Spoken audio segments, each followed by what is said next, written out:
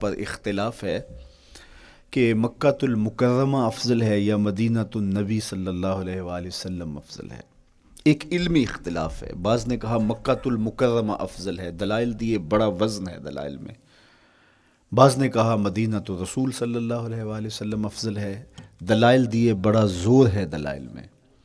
لیکن شیخ عبد الحق محدث دہلوی علیہ رحمہ اسی آیت سے روشنی لے کر کے لکھتے ہیں کہ جب حضور مکے میں تھے تو مکہ افضل تھا، جب مدینے آ گئے تو مدینہ افضل ہو گیا۔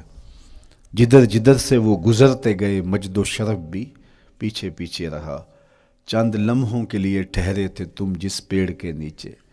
نشور وحدی کا لہجہ دیکھیے کتنا دل آویز ہے، چند لمحوں کے لیے ٹھہرے تھے تم جس پیڑ کے نیچے، سنا ہے آج تک اس پیڑ کا سایہ مہکتا ہے۔ تو مکے میں ہیں تو مکہ افضل، مدینے میں ہیں تو مدینہ افضل۔ تو شرف ان کے وجود مسعود سے ہے، وہ جدھر جدھر سے گزرتے جائیں گے وہاں وہاں ہی نور پھیلتا چلا جائے گا۔ اور پیر نصیر الدین علیہ رحمہ کا لہجہ یہاں کتنا خوبصورت دکھائی دیتا ہے۔ ایک بار وہ جدھر سے گزرے ہیں نصیر، ایک بار وہ جدھر سے گزرے ہیں نصیر، بار بار ادھر سے بہار گزری ہے۔ تو کہا کہ قسم ہے مجھے اس شہر کی، یعنی شہر مکہ کی۔ کیوں اس شہر کی قسم؟ وَأَنْتَ حِلٌّ بِهَذَا الْبَلَدِ، کہ محبوب اس شہر میں تمہارا قیام ہے، اس شہر میں تمہاری رہائش ہے، تمہارے انفاس کی مہک ہے اس شہر کی فضاؤں میں، اور تمہارے قدموں کو چھوا ہے اس شہر کی گلیوں نے، اس لیے قسم کہ یہاں آپ رہتے ہو۔ وَوَالِدٍ وَمَا وَلَدَ، اور قسم ہے باپ کی، اور قسم ہے جو اس کی اولاد ہے۔ والد سے مراد کیا ہے اور ما ولد سے مراد کیا ہے؟ تو اس کے بارے میں ایک قول یہ ہے کہ والد سے مراد حضرت ابراہیم علیہ السلام ہے، اور ما ولد سے مراد حضور علیہ السلام جو ان کے فرزند ہیں۔ ایک قول کہ والد سے مراد حضرت آدم علیہ السلام ہیں، اور ما ولد سے مراد ان کی ساری ذریت اور نسل ہے۔ تیسرا قول کہ والد سے مراد حضور علیہ السلام ہیں، اور ما ولد سے مراد حضور علیہ السلام کی ساری امت، حضور علیہ السلام کی ساری آل اطرت، حضور کے اصحاب۔ لیکن علماء نے پہلے قول کو ترجیح دی کہ مکۃ المکرمہ کی قسم کی گئی تو پھر مناسبت بنتی ہے کہ حضرت ابراہیم کا ذکر بھی ہو، تو اس لیے والد سے مراد حضرت ابراہیم ہیں، اور ما ولد سے مراد حضور علیہ السلام کی ذات ستودہ صفات ہے۔ تو تین چیزیں ہوئیں جن کی قسم کی گئی۔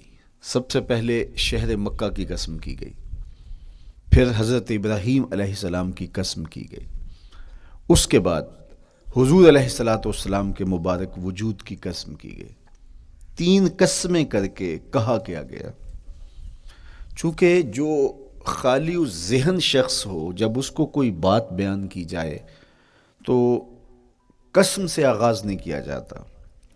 متردد الذہن کو کوئی بات کرنی ہو تو قسم سے آغاز کیا جاتا ہے، یا پھر آپ جس مضمون کو بیان کرنے جا رہے ہیں وہ اتنا اہم ہے کہ اس کی اہمیت کو اجاگر کرنے کے لیے آپ کو قسم کرنا پڑتی ہے۔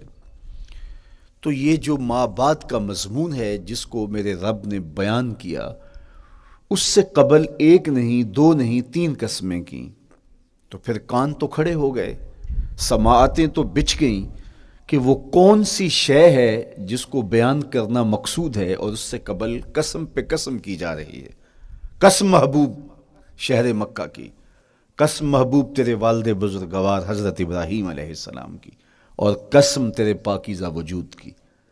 اب انسان بالکل سماعتیں بچھا کے منتظر ہے کہ قسم کی کس بات کی جا رہی ہے، کس بات پہ قسمیں ہو رہی ہیں۔ تو جواب آیا، قسم محبوب شہر مکہ کی جس میں آپ رہتے ہو، قسم آپ کے والد بزرگوار حضرت ابراہیم علیہ السلام کی، اور قسم آپ کے پاکیزہ وجود کی۔ لقد خلقنا الانسان فی کبد، ہم نے انسان کو مشقتوں میں رہتا پیدا کیا ہے۔ یعنی انسان کی زندگی کے اندر مشقتیں، مشکلیں، آلام، مصائب حالات کی تلخیاں، سخت مراحل، یہ اس کی زندگی کا حصہ ہے، اور ہم نے اس کو ڈیزائن اس طرح کیا ہے کہ یہ ان ساری مشکلات سے نہ بردآزما ہوگا اور حالات کی تلخیوں کا مقابلہ کرے گا، اور خیر و شر کے ساتھ ساری زندگی اس کا تعلق رہے گا۔ تو یہ اگر سخت جان ہوا تو زندگی میں کامیاب اور بامراد ہوا، اور اگر یہ کمزور ہوا تو پیچھے رہ جائے گا۔ اور اس کے لیے جو قسمیں کی ہیں وہ 3 ہیں۔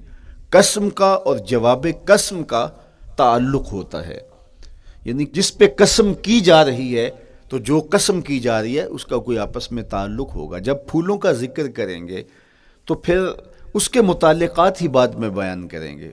کسی نے کہا تھا جنگل میں کوئی مے خار مرا ہے، جنگل میں کوئی مے خار مرا ہے، اسے انگور کے پتوں کا کفن دو۔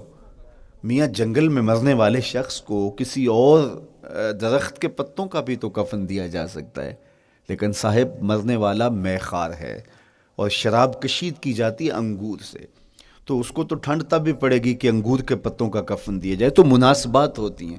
تو اب جب قسم کی گئی تو قسم 3 چیزوں کی گئی، اور اس کی جواب قسم سے مناسبت کیا بنتی تھی؟ انسان کو مشقتوں میں رہتا پیدا کیا گیا، حالات کی تلخیوں سے گزرتا ہے، سخت تربیتی مراحل سے اس کو گزرنا پڑتا ہے۔ تو اس چیز کو بیان کرنے سے قبل 3 قسمیں کی گئی۔ پہلی قسم میرے حضور کے پاکیزہ شہر کی، مکہ المکرمہ کی، اس لیے کہ مکہ المکرمہ میں دیکھ لیجئے کہ صحابہ اور حضور کے ماننے والوں نے کیسے تلخ زندگی کاٹی۔ شجر اسلام ثمر بار ہوا تو ہمیں تو یہ کھلے ہوئے پھول دکھائی دیتے ہیں، لیکن ہم نہیں بھول سکتے کہ بلال حبشی کی پیٹھ پہ کیسے کوڑے برسے اور احد احد کیسے پکارتے رہے۔ تو ہم اس منظر کو دیکھیں، مکہ کے ان حالات کو دیکھیں، تو اس لیے قسم کی مکے کی، اور پھر حضرت ابراہیم علیہ السلام کی قسم کی، چونکہ حضرت ابراہیم نے جس قدر اذیتوں سے گزر کر کے، مصائب آلام کا سامنا کر کے، حالات کی تلخیوں کا مقابلہ کر کے اپنا راستہ بنایا اور اپنے رب کی رضا پائی، وہ تاریخ کا ایک انوکھا باب ہے۔ اس سے بڑھ کر کیا ہوگا کہ جلتی ہوئی آگ میں چھلانگ لگا دی رب کے حکم کی تعمیل میں، بیٹے کی گردن پہ چھری رکھ دی۔ یہ تماشا لب بام نہیں تھا، منا کی وادی میں وہ انوکھا واقعہ رقم ہوا کہ آج بھی تاریخ انگشت بدندہ ہے کیا ایک باپ، اور وہ اس بیٹے کو ذبح کرنے کے لیے آمادہ ہو گیا جو اس کی آنکھوں کا نور ہے اور دل کا قرار ہے، رب سے مانگ مانگ کے لیا، لیکن تعمیل ارشاد میں اس بیٹے کی گردن پہ چھری رکھنے کے لیے باپ تیار ہو جاتا ہے اور اس کو ذبح کرنے کے لیے آمادہ ہو جاتا ہے، حتیٰ کہ بیٹے کو لٹا لیتا ہے اور ہاتھ میں چھری پکڑ کے بیٹے کی گردن پہ رکھ کے پوری ہمت کے ساتھ جب چھری چلاتا ہے تو آواز آتی ہے فلما اسلما وتلہ للجبین ونادیناہ ان یا ابراہیم قد صدقت الرؤیا انا کذالک نجزی المحسنین۔ ابراہیم بس کرو، تم نے واقعی خواب پورا کر دکھایا۔ اپنی بیوی کو، اپنے نو مولود بچے کو وادی غیر ذی زرع میں چھوڑ آنا، جہاں کچھ بھی میسر نہیں تھا، یہاں آپ کو آپ کے ماں باپ چھوڑ کے جاتے ہیں، ایک خوبصورت آسودہ ماحول ہے، اور آپ کو جس مقصد کے لیے چھوڑ کے جا رہے ہیں تو وہ مقصد بھی آپ کی اور ان کے پیش نظر ہے، لیکن اس کے باوجود بھی جو ہے وہ آنکھیں نم ہو جاتی ہوں گی کہ ہم اپنی اولاد کو یہاں چھوڑ کے جا رہے ہیں، جبکہ ایک محفوظ پناہ گاہ میں آپ کو چھوڑ کے گئے۔ آپ کی تربیت کرنے والا ایک جو ہے وہ توانا طبقہ اور ایک توانا جو ہے وہ سٹاف موجود ہے جو آپ کی فکری، ذہنی، بدنی تربیت کے لیے کوشاں ہیں، لیکن اس کے باوجود بھی والدین محسوس کرتے ہیں، لیکن اپنے نو مولود بچے کو وہاں چھوڑ کے جانا جہاں آب و دانہ بھی میسر نہیں تھا۔ مورخ اسلام حفیظ جلندری نے اس وادی کا نقشہ کھینچتے ہوئے کہا، وہ وادی جس میں وحشت بھی قدم رکھتی تھی ڈر ڈر کے، جہاں پھرتے تھے آوارہ تھپیڑے بادے سر سر کے، جہاں پر گھاس اگتی تھی، جہاں نہ پھول کھلتے تھے، مگر وہ سرزمین تھی آسماں بھی جھک کے ملتے تھے۔ تو اس وادی میں چھوڑ کے آنا، حضرت ابراہیم نے جو امتحانات دیے، اس لیے ان کی قسم کی، چونکہ جواب قسم کا تعلق بنتا ہے تو قسم ابراہیم کے پاکیزہ وجود کی کہ جنہوں نے دکھ سہے، تکالیف آلام گوارا کی، لیکن پائے سوات میں لغزش نہیں آنے دی۔ تیسری قسم میرے حضور کے پاکیزہ وجود کی۔ فرمایا جتنے دکھ مجھے دیے گئے، جتنی اذیتیں مجھے پہنچائی گئیں، اتنی کسی کو نہیں دی گئیں۔ پیدا ہوئے تو حضور کے باپ کا سایہ سر پہ نہیں تھا، پھر اس کے بعد حضور مختلف مراحل سے گزرے۔ 6 سال کی عمر میں ماں کا انتقال ہو گیا۔ جب راہ حق میں لوگوں کو دعوت رشد و ہدایت دینے نکلے تو جو لوگوں کے رویے تھے اور جو اذیتیں لوگوں نے پہنچائیں وہ ایک الگ باب ہے۔ مکے کی گلیوں سے لے